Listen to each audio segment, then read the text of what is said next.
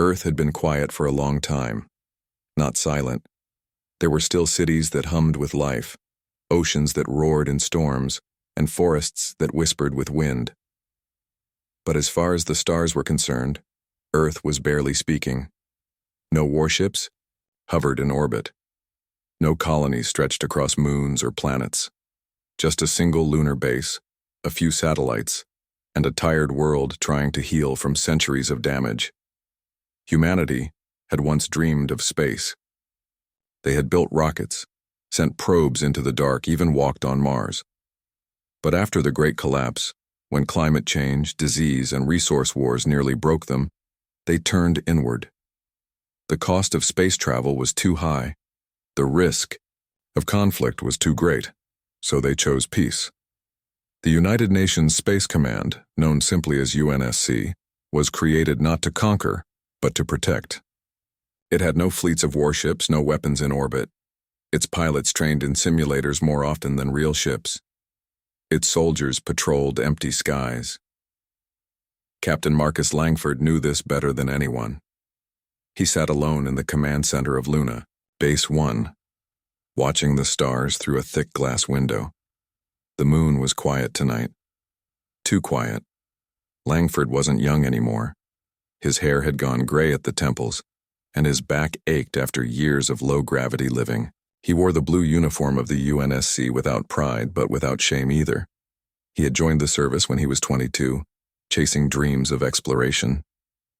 Now, 30 years later, he felt like a janitor keeping an empty museum clean. A soft chime sounded behind him. "Sir?" said a voice over the speaker. "We've got movement near the Kuiper Belt." Langford frowned. Define movement. It's hard to say. Something activated out there. A signal, maybe. Or a structure. He stood slowly, his boots tapping against the floor. "Bring it up on screen." The wall-sized display flickered to life. A grainy image showed a distant point beyond Neptune's orbit. At first glance, it looked like nothing, just another bit of floating rock in the cold black of space. But then the data came in. "This isn't natural," Langford muttered. The object had appeared suddenly, not launched. Not drifting in from deep space, just there. And now it was sending something. "Is it a message?" he asked. "No," came the reply. "It's a transmission, broadband. No pattern we can recognize." Langford stared at the screen. His gut told him this was important. Important enough to wake people up. Important enough to call Earth. "Send a report to HQ," he said. "I want every scientist we have looking at this." "Yes, sir." For now, that was all he could do. On Earth, Dr. Lena Briggs stared at her laptop with tired eyes. She had been up since before sunrise, grading papers, and now this strange alert had come in from Luna. She wasn't military. She was a planetary physicist, not some starry-eyed adventurer. Her job was to study asteroids, not alien signals. And yet here she was, reading a classified report about something that shouldn't exist. Lena lived in Colorado, in a small town surrounded by mountains. She taught at the local university and spent most of her free time hiking or reading old science fiction novels. She had never left Earth. Never wanted to. Until now. She opened a secure video line to the team on Luna. "This thing," she said, "it didn't just appear. It activated. That means someone, or something, built it long ago." One of the scientists nodded. "Could be ancient. Maybe millions of years old. But why activate now?" No one had an answer. They ran tests, scans. Probes were launched from Luna toward the object. But before any could reach it, the signal changed. It became stronger, louder, directed toward Earth. Lena felt a chill crawl down her spine. "This isn't just a beacon," she said quietly. "It's a call." Back in Luna Base 1, Captain Langford watched the sky with growing unease. 3 days after the activation, the first ship arrived. It came fast, silent. It was massive, kilometers long, shaped like a jagged tooth. It didn't look like anything human hands had ever made. No flags, no markings, just smooth metal and sharp edges. Langford's breath caught in his throat. "Report!" he barked. "We're detecting energy signatures," came the reply. "Weapon systems online, shields active." He swallowed hard. "Are they hailing us?" "No, sir." That was worse. If they had come to talk, they would have reached out. Instead, they came armed. Langford turned to the comms officer. "Send a message to Earth. We are under threat. Repeat, we are under threat." Then he looked back at the screen. More ships were coming. Dozens, hundreds.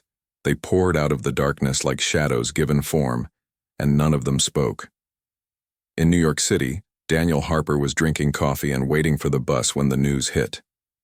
His phone buzzed, then again, then a third time. He checked the screen. Unknown fleet approaching Earth orbit. He blinked. "That's not real," he muttered. But the next message was from his sister. "Danny, turn on the TV." Daniel did. There it was. Live footage. From space. Ships unlike anything ever seen. Black. Sleek. Moving like hunters. Panic spread quickly. People ran through streets. Sirens wailed. Governments issued emergency alerts. Daniel worked at a tech company. He wasn't a soldier. He wasn't even particularly brave. But he remembered what his dad used to say. When things go wrong, you don't run. You find your place and hold it. So he stayed put and watched. Jasmine Reyes was already in the air. She was one of the few active UNSC pilots, flying what was laughably called a fighter jet, though it was more of a glorified drone with a cockpit. Most of her missions were training runs or asteroid defense drills. Today was different. Her jet shuddered as it climbed into the upper atmosphere. The sky below was chaos. Cities lit up with emergency lights. Planes scrambled. Satellites fell, silent. Above, the alien armada hung like a storm cloud. "Reyes," came the voice of Commander Langford over comms. "You're our best shot. Try to make contact." She gripped the controls. "You think they'll listen?" "I don't know," he admitted. "But if they don't fight," she didn't answer. There was no need. Her jet fired thrusters and shot upward.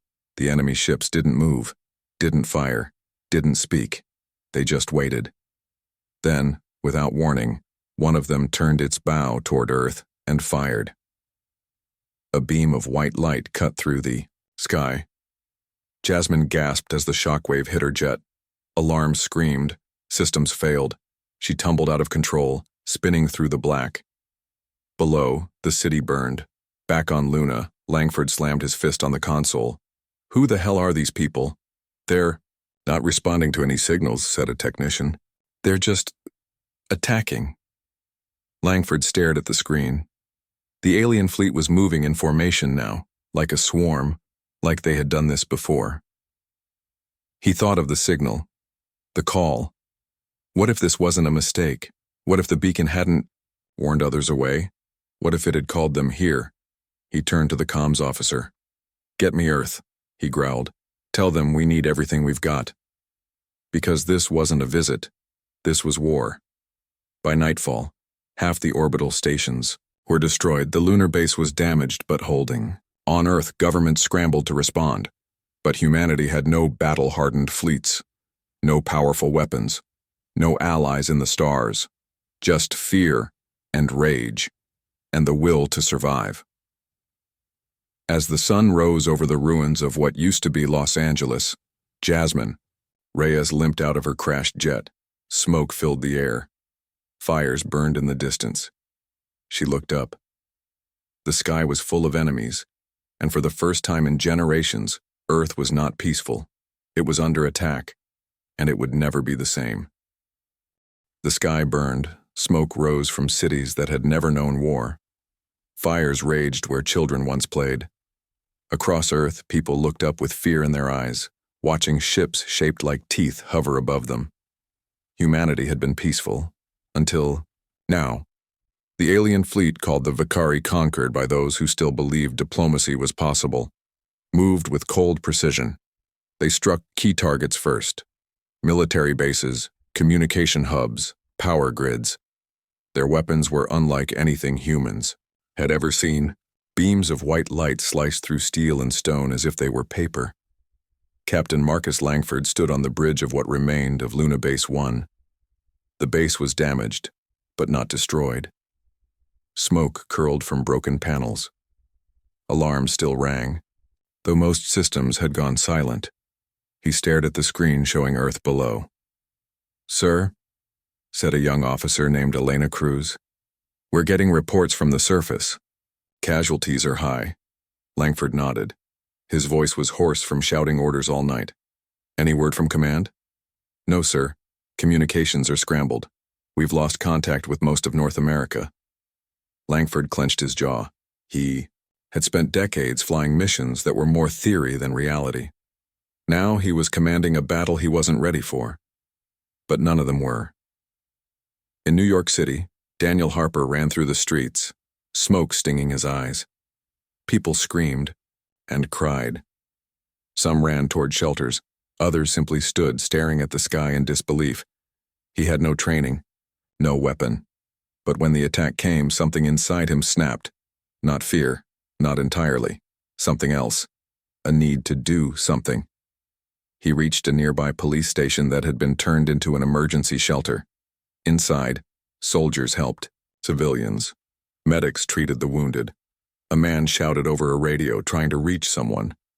Anyone. Daniel stepped forward. "What can I do?" A soldier looked at him. "You're not military." "I know," Daniel said, "but I want to help." The soldier studied him for a moment. Then he handed him a small pack. "Take this to the hospital 2 blocks east. They're low on supplies." Daniel took the pack without hesitation and ran out into the chaos. Meanwhile, Jasmine Reyes sat in the wreckage of her jet, nursing a broken arm. Her helmet was cracked, her suit torn. She had crash-landed in what used to be Los Angeles. She looked up at the sky. More ships arrived every minute. She grabbed a handheld radio from the cockpit. Static filled the air. Then a voice. "Any UNSC pilots still alive, report in." Jasmine pressed the button. "This is Lieutenant Jasmine Reyes. I'm down near Sector B7. My jet's totaled, but I'm alive." There was a pause. Then the voice returned. "Reyes, listen carefully. We need you to get to the old defense tower. There's a signal booster there. If we can restore comms, we might be able to coordinate resistance." She looked at the burning city around her. "Copy. That," she said, "I'll get there." She climbed out of the wreck and started walking. Back on Luna, Langford paced the control room. "We need to strike back," he said. "We can't just sit here." Elena Cruz frowned. "With what, sir? Our fighters are scattered. Most of our orbital defenses are gone." Langford looked at the data streaming in from Earth. The Vakari weren't just attacking, they were testing. Bombing different locations, measuring responses. It was almost like they were curious. "They think we're weak," he muttered. "They think we won't fight." Elena didn't answer. Because it was true. Langford turned to the tech team. "Can we activate any of the old satellites?" One technician shook his head. "Most were decommissioned after the peace treaty. We stripped them for parts years ago." Langford cursed under his breath. Then another voice spoke up. "There's one left." Everyone turned. It was Elias Ward, the quiet programmer who had been assigned to Luna only a few weeks ago. He pushed his glasses up and continued. "A prototype. AI drone system. It was meant for deep space mining. Never fully tested." Langford raised an eyebrow. "And why is it still active?" Ward shrugged. "No one got around to turning it off." Langford smiled faintly. "Good enough for me. Can it fight?" Ward hesitated. "Maybe. If I can link it to the remaining comms relays, it might be able to mimic enemy signals." Langford clapped him on the shoulder. "Do it, and fast." As night fell, the Vakari began landing troops. They weren't human. Tall, armored, with smooth skin and glowing eyes. They moved in silence, sweeping through ruined buildings and empty streets. In Denver, Lena Briggs watched from a hidden lab beneath the university. She had stayed behind when others fled, determined to protect her research. Her phone buzzed. It was a message from Langford. "We found something in the beacon signal." It wasn't just a call. It was a warning, sent by a species long dead, about the Vakari. Lena read it twice. A warning. She looked at the ancient files on her computer, data she had collected from asteroid samples, strange patterns in cosmic dust, whispers from the stars. She had always thought humanity was alone. Now she knew better. The galaxy had been watching, and it had already decided Earth was dangerous. Back in New York, Daniel carried the medical supplies through the darkened streets. He passed a group of soldiers setting up barricades around a subway entrance. One of them called out, "Hey, you with us?" Daniel nodded. "Yeah." "Then help us set this up." They handed him a metal beam. He took it without question. As they worked, he heard a low hum overhead. He looked up. A Vakari dropship hovered above. Then it fired. The explosion threw Daniel backward. He landed hard, pain shooting through his ribs. Around him, people screamed and ran. He forced himself up. His hands were shaking, but he kept moving. On the outskirts of Los Angeles, Jasmine finally reached the defense tower. It was half buried in rubble, its antenna bent and blackened. She climbed the broken stairs, ignoring the pain in her arm. Inside, she found a dusty control panel. She tapped it. Nothing. She pulled open the back panel and rewired a few connections. Sparks flew. Then the screen flickered. A signal boost. She tapped the send button. Across the city, radios crackled back to life. Pilots, soldiers, civilians. They could hear each other again. Jasmine leaned against the wall, breathing heavily. Mission complete. Back on Luna, Langford received the signal. "Comms restored," said Elias Ward, grinning despite the chaos. Langford exhaled. "Good. Now let's see what these aliens think of a real fight."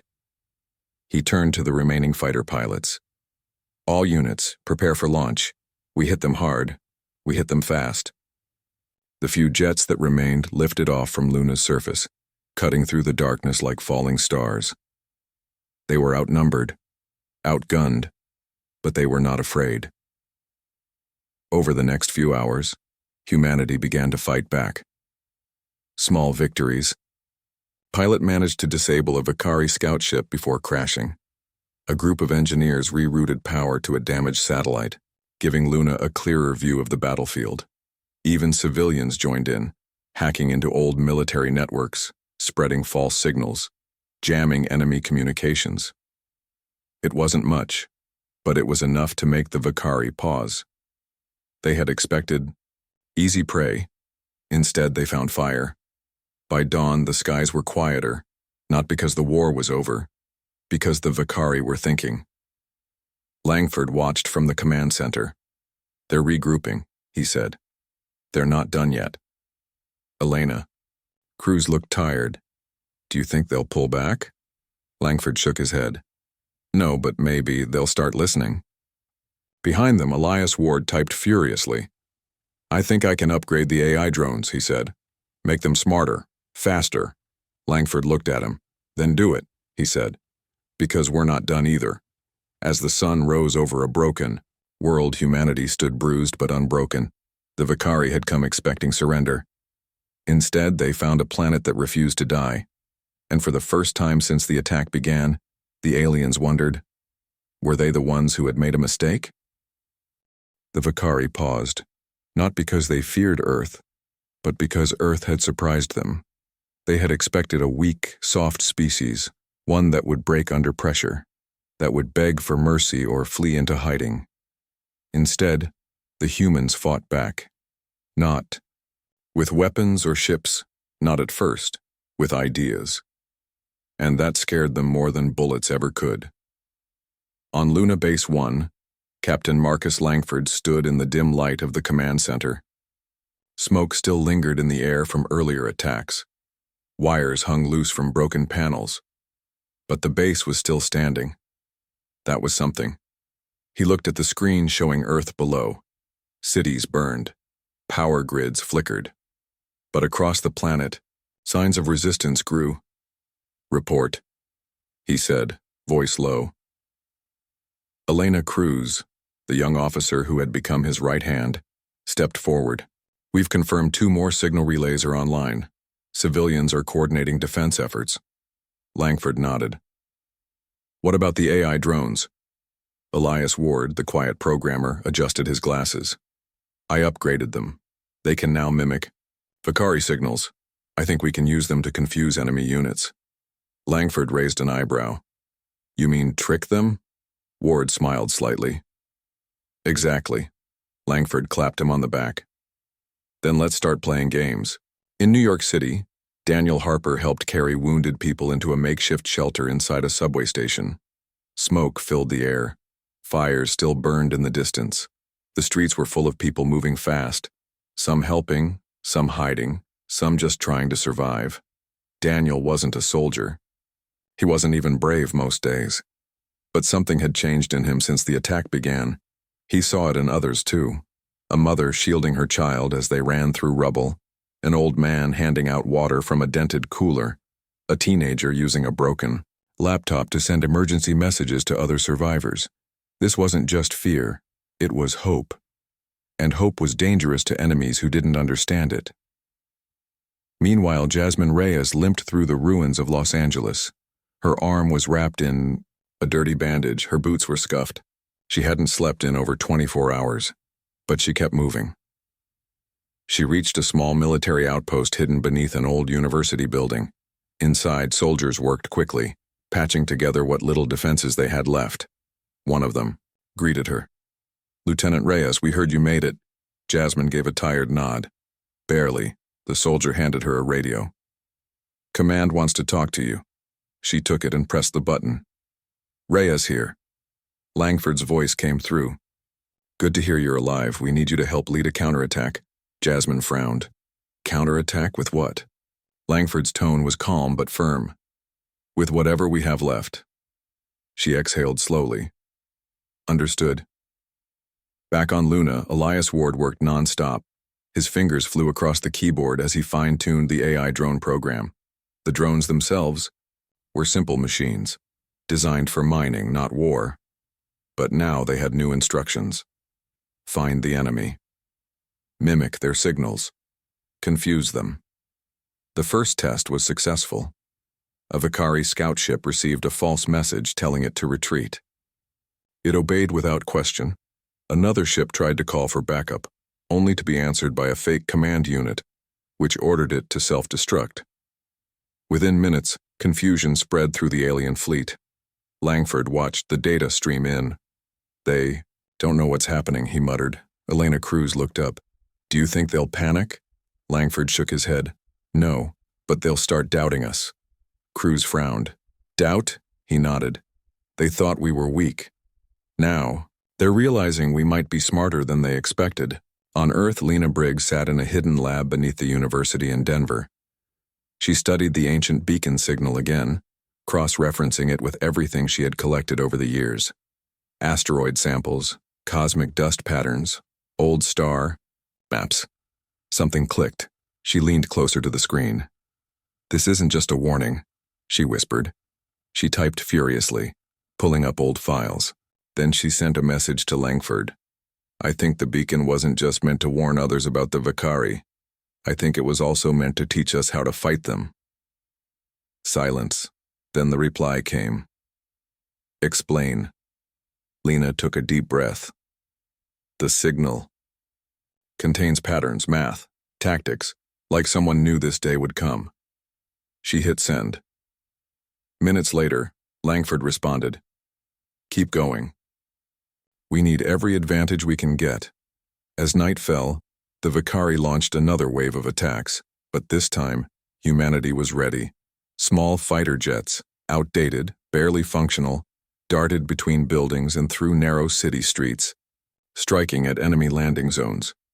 Guerrilla fighters used EMP devices built from scavenged parts, knocking out Vakari drones mid-flight.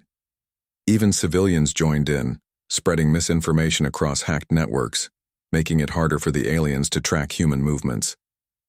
The Vakari weren't used to this kind of war. They fought with precision, with strength, with cold logic. But humans fought with heart, and that made all the difference. In a hidden bunker beneath Colorado Springs, a group of engineers worked feverishly. They were rebuilding something long forgotten, a prototype, weapon designed decades ago during Earth's last major war. It was called Project Echo. It was never completed, until now. Lena Briggs arrived with a stack of notes. "This will help. I think I found a way to boost its range." An older engineer named Carl looked at her. Sure, she nodded. "If this works, it could scramble the Vakari's psychic network." Carl raised an eyebrow. "Psychic?" Lena pointed to her notes. "They communicate differently, not with radios, with thoughts. If we disrupt that..." Carl grinned. "Then we blind them." They got to work. By dawn, the tide began to shift. A group of UNSC pilots led by Jasmine Reyes ambushed a Vakari supply convoy near Phoenix. Using stolen enemy tech, they mimicked Vakari signals and tricked the convoy into landing in a trap zone. Once grounded, the convoy was destroyed. Back in New York, Daniel Harper helped build a makeshift jamming tower using old satellite parts. When activated, it disrupted Vakari communications across half the city. Soldiers took advantage, launching a surprise attack on a nearby dropship. The Vakari were confused and, for the first time since arriving, they began to fear. Inside the Vakari command ship high above Earth, a council of leaders debated. "We must pull back," said one. "They are adapting too quickly." Another spoke, voice cold. "They are animals.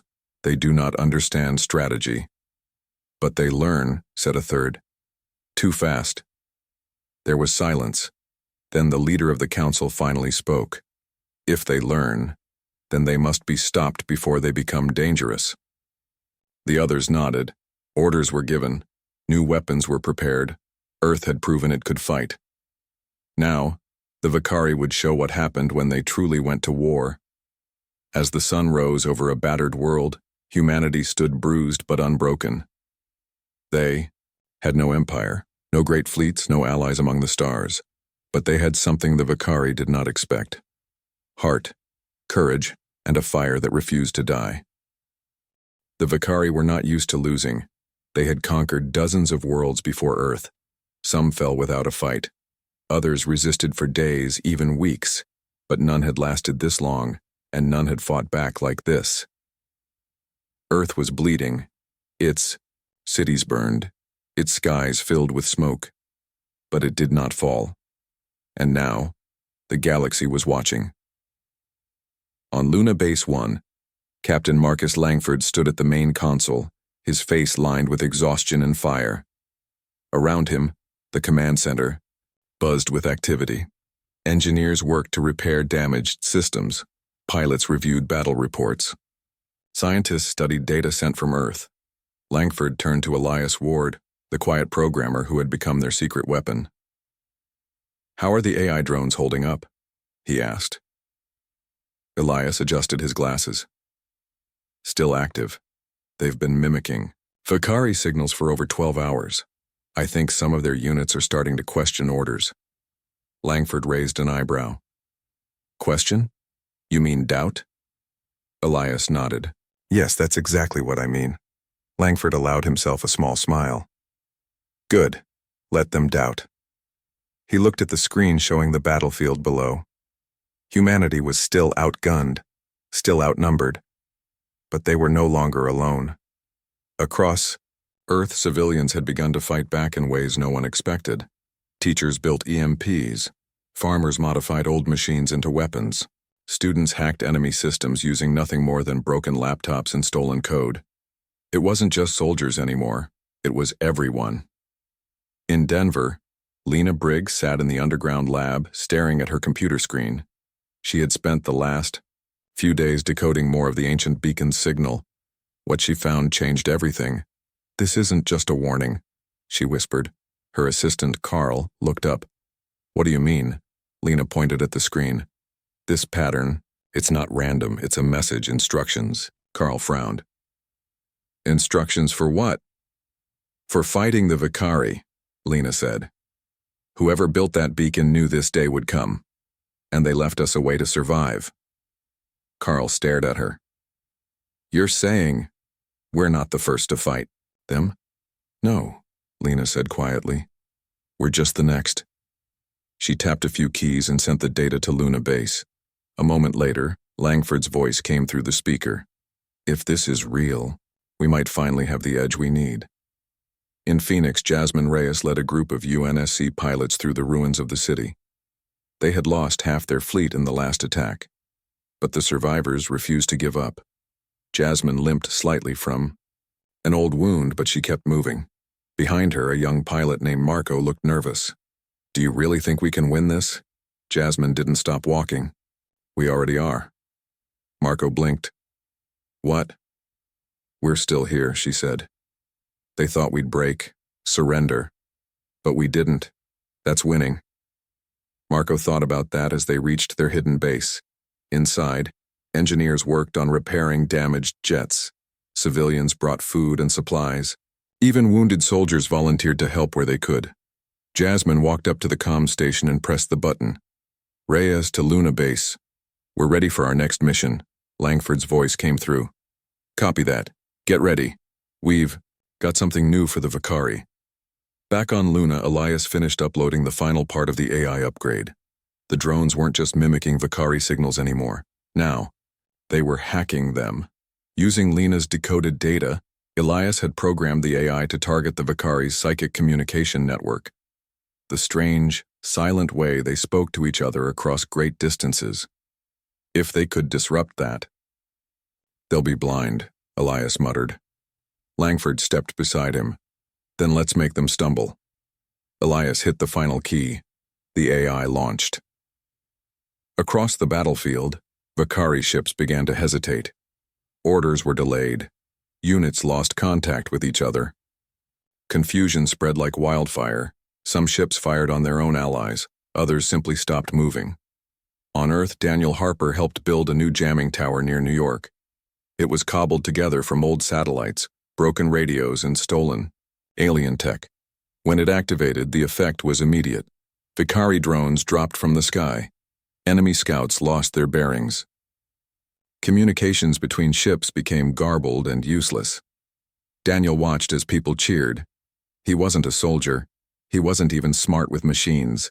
But he had helped change the course of the war, and so had every other person who refused to give up.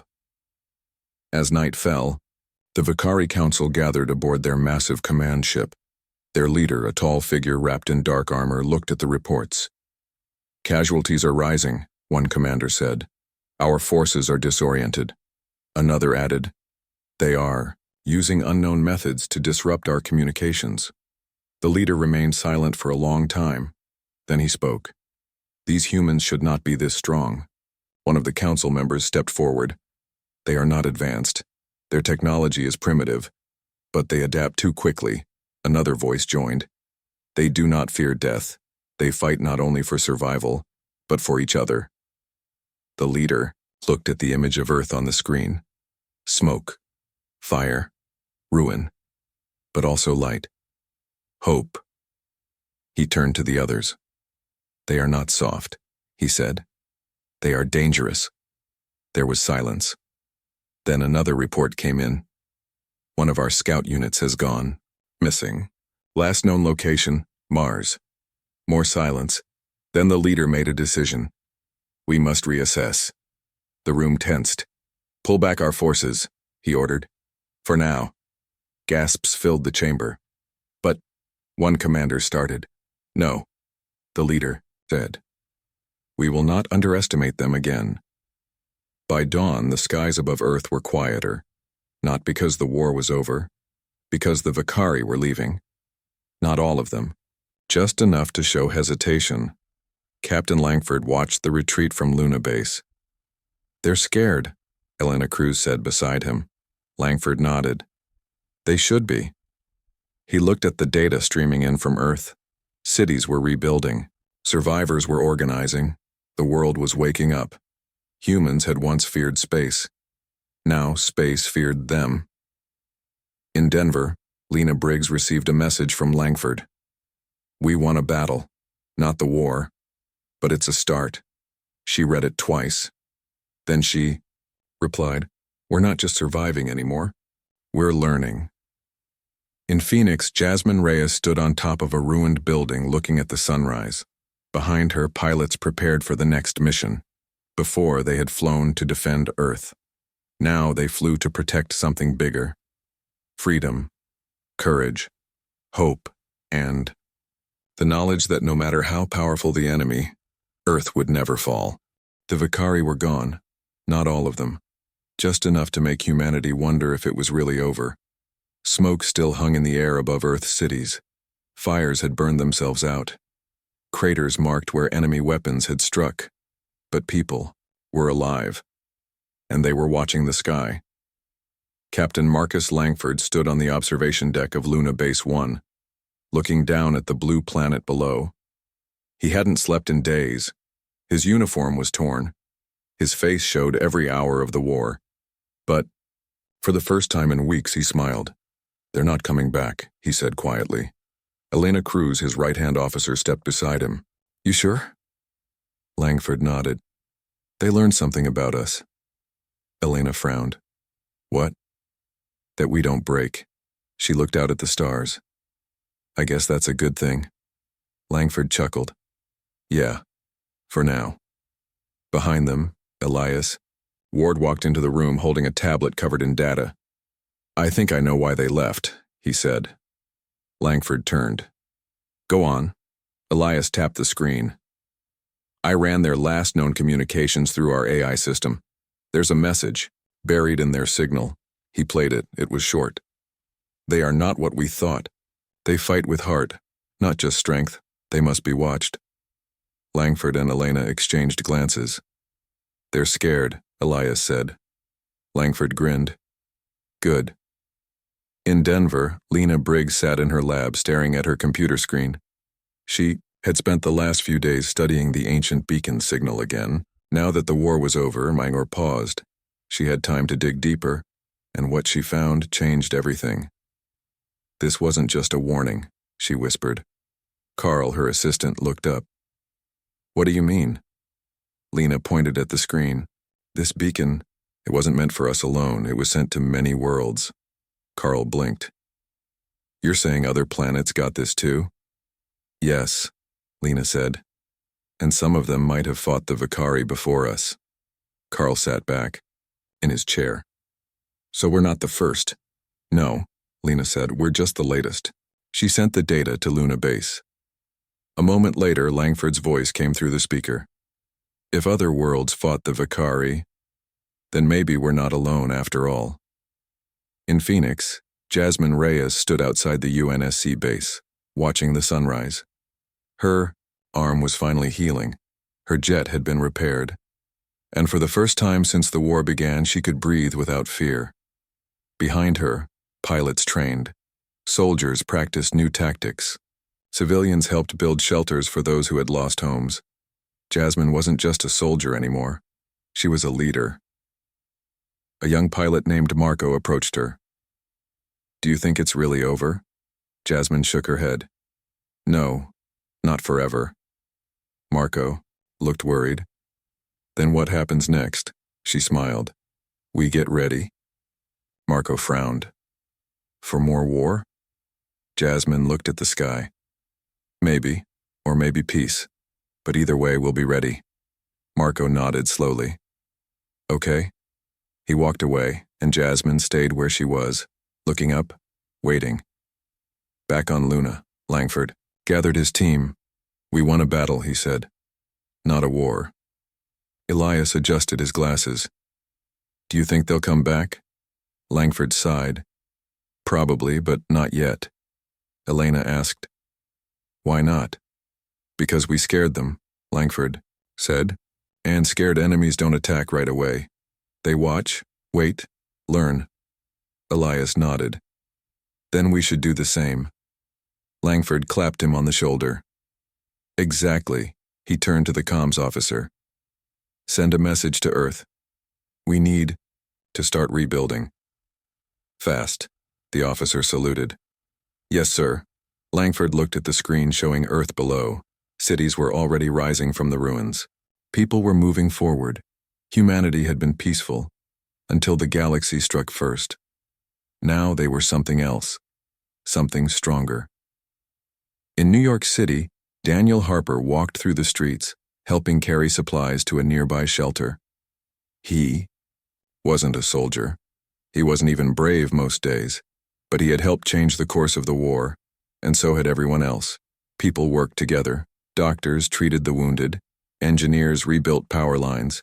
Teachers taught children under broken roofs. There were no flags flying, no parades. Just quiet work. Just survival. Daniel passed a group of kids playing near a damaged bus. One of them waved at him. He smiled and waved back. Even in the ruins, life went on. On Mars, a small research station buzzed with activity. The Vicari had never landed there, but their scouts had gotten close. Now scientists studied the wreckage of a Vicari drone that had crashed during the retreat. Inside the station, Lena Briggs' voice came through a secure line.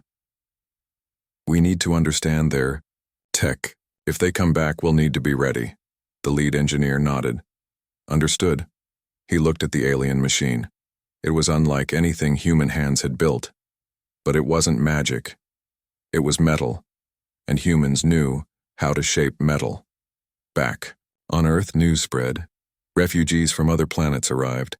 Some spoke languages no one understood. Others carried strange tools and stories of faraway wars. They came in small ships hiding in the shadows of asteroids and moons, and they all said the same thing. The Vicari are not the only danger. Langford read the reports with growing concern. He looked at Elias. We stopped one enemy, but there are more. Elias nodded. Then we'd better learn fast. Langford smiled. Agreed. As the sun set over a battered world, humanity stood bruised but unbroken. They had been peaceful, until the galaxy struck first. Now, they were something else. Not conquerors, not monsters, but survivors. And the galaxy would never forget what happened when they tried to take Earth.